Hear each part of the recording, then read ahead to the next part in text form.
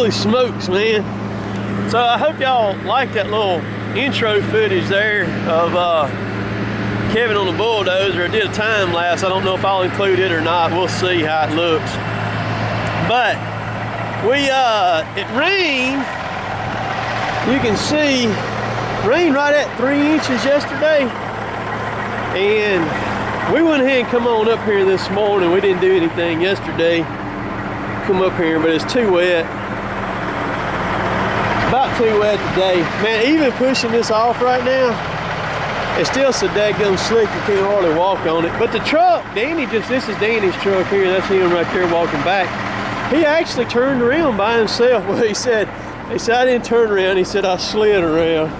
So that was okay. That was good. Hang on, start the camera. I gotta take a leak right quick. I want to show that. All right, so I'm back. We fixing to crawl up in my loader here, and I'm gonna load a truck or 2 or 3 or 6. I don't know. I hate it when it's this wet and muddy like this, but it just goes along with the job. Oh shoot! I got the camera in the wrong hand. Now I gotta clean my boots off a little bit, but we're gonna try to load some trucks here. It's probably not this. The skidding is not good out there right now. Either in the wood. I'm trying to clean my boots off before I get up in my cab here.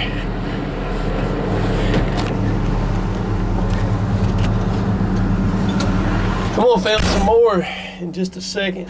Just give y'all a little quick rundown of what's going on. You know, I think I posted about 2 videos last week. You know, sometimes you get to the point, you know, I spend so much time behind the computer, I just did not feel like editing there last week. And sometimes I just need a break, you know, but I'm not quitting or nothing like that, so get back going.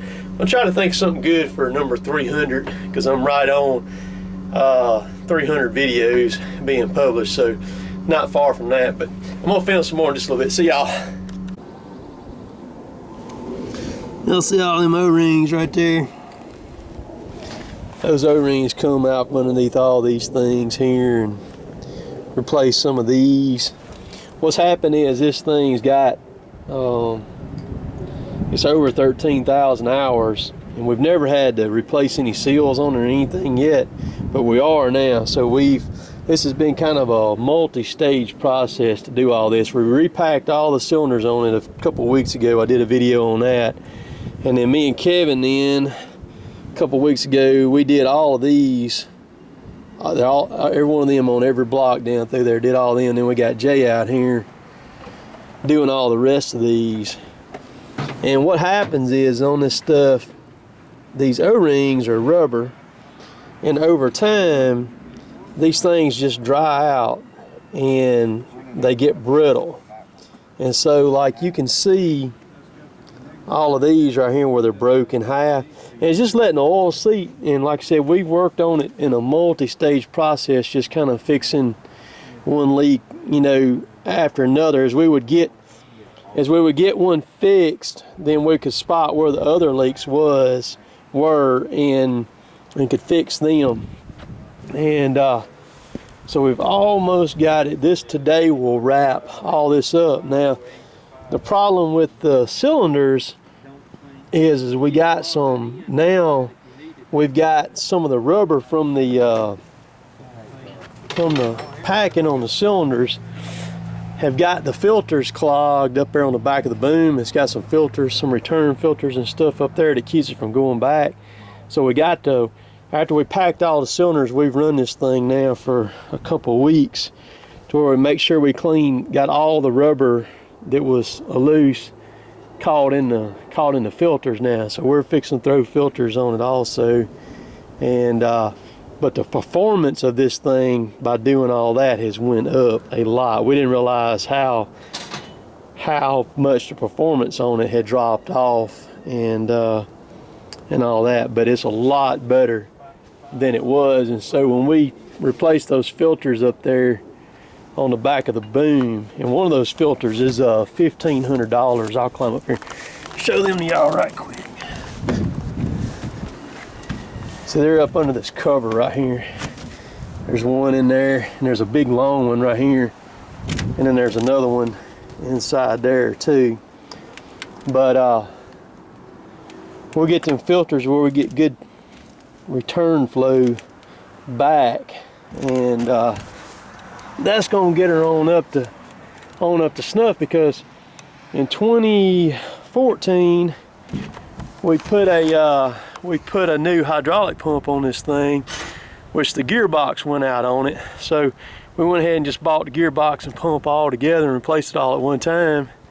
And as soon as we put it on there, the new pump just it clogged everything. So we've lost a lot of the performance because of that, because the oil flow, the good flow and everything like that against that old packing, it didn't hold up.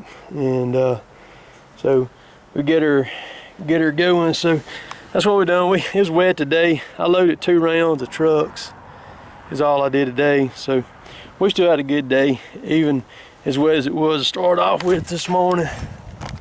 Alright, I'm finna let y'all see this right quick. I wasn't gonna film no more. We finna check the pressure on the saw on this thing. And it's supposed to be around 580 pounds of pressure. So to do this, he has to open this thing up wide open and hit his main saw. Watch that thing so you don't hit that topping saw there, because that saw is gonna come out right there. Alright, here it goes.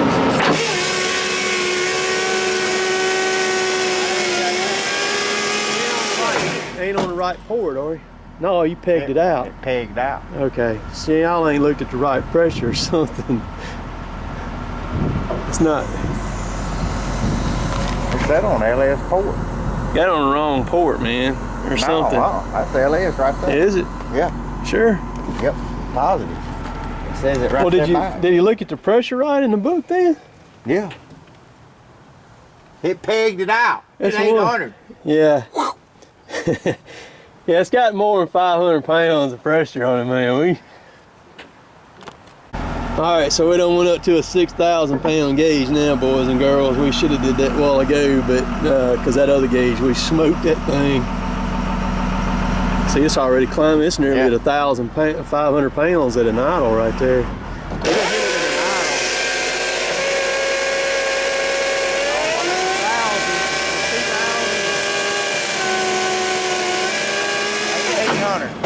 Huh? 1800.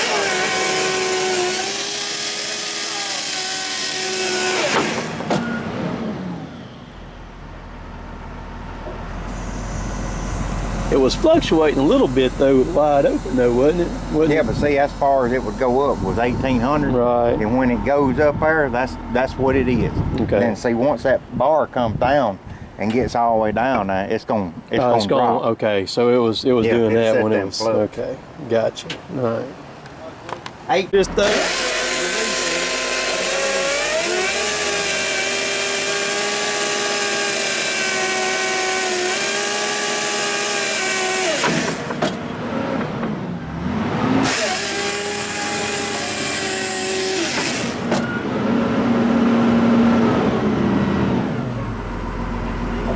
Yes.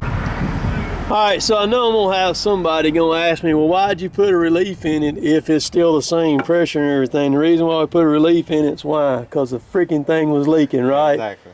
So we put a new relief in it, and that stopped the leak. That's the relief right there.